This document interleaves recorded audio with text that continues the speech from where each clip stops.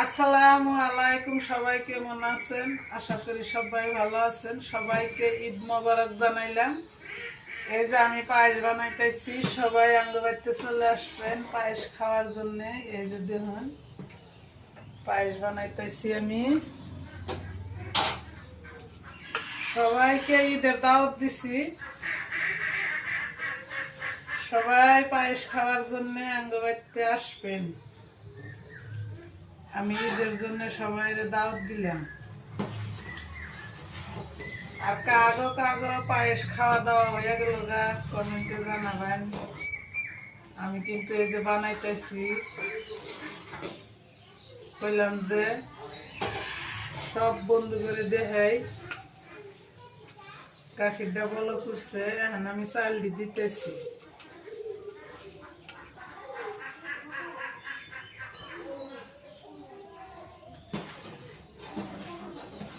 সবাই মনে রাখবেন, সবাই দাওয়াত দিলাম ঈদের জন্য। সবাইকে ঈদ মোবারক তো জানাইলামই। সবাই চলে আসবেন তাড়াতাড়ি।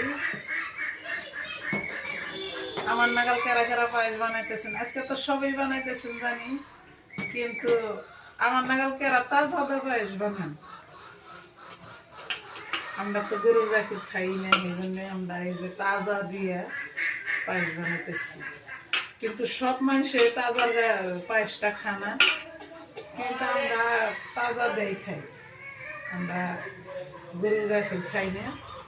এই জন্য আঙ্গ বাড়িতে সবাই আসবেন, তাজার পায়েস খাবেন নাকি। তাজার পায়েসটা কিরকম লাগে খাইয়া, কি মজা লাগে, আনে রাইয়া খাইয়া দেখে যাবেন, বুঝছেন বন্ধুরা।